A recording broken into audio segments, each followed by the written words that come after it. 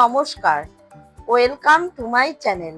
Soma's aroma বিঞ্জের পক্ষ থেকে আমি সোমা বলছি। আজকে দারুণ মজাদার একটা রেসিপি আপনাদের সাথে শেয়ার করব। তা হচ্ছে চিংড়ি চিচিঙ্গা ভাজা।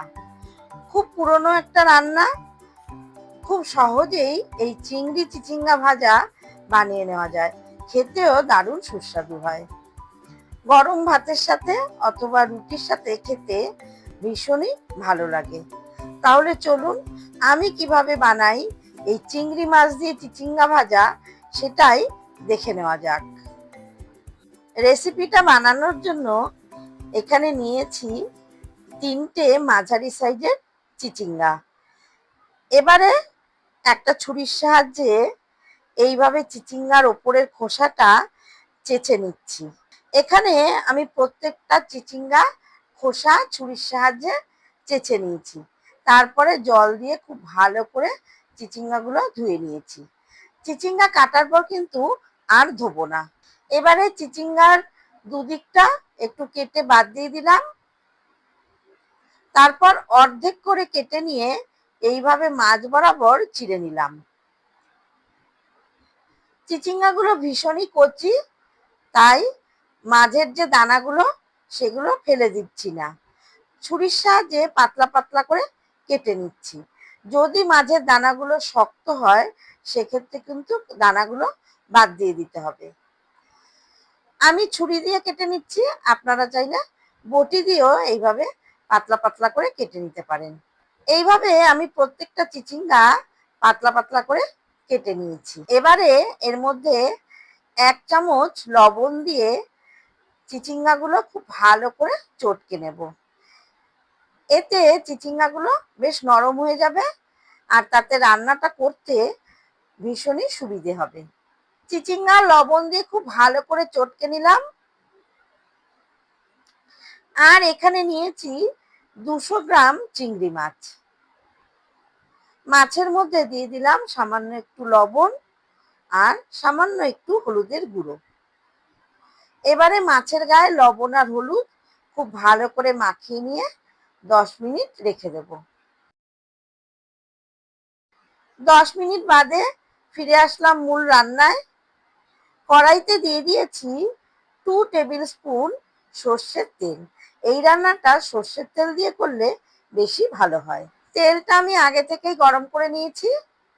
এবারে তেলের মধ্যে লবণ হলুদ মাখানো চিংড়ি মাছগুলো দিয়ে দিলাম। মিডিয়াম ফ্লেমে চিংড়ি মাছগুলো হালকা করে ভেজে নেব। খুব কড়া করে চিংড়ি মাছ ভাজবেন না, কড়া করে ভাজলে চিংড়ি মাছ কিন্তু শক্ত হয়ে যায়। চিংড়ি মাছ হালকা করে ভেজে নিয়েছি।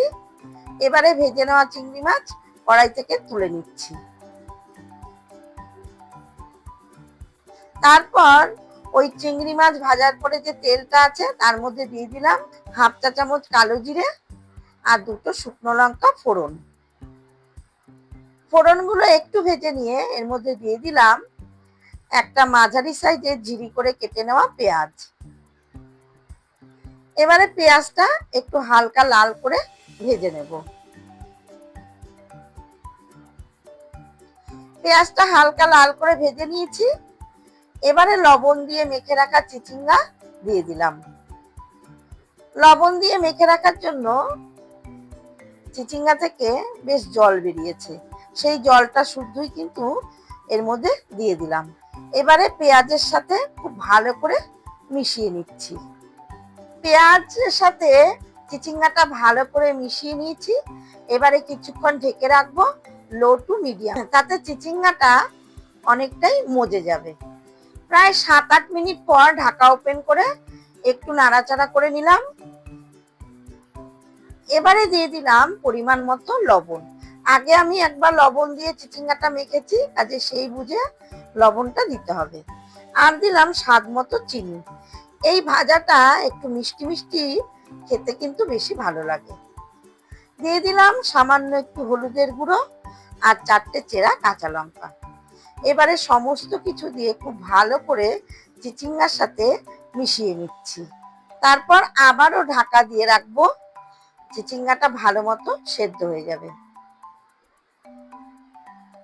কিছুক্ষণ পর ঢাকা ওপেন করে ভালো মতো নাড়াচাড়া করে দিচ্ছি। চিচিঙ্গাটা দেখুন সুন্দর নরম হয়ে গেছে।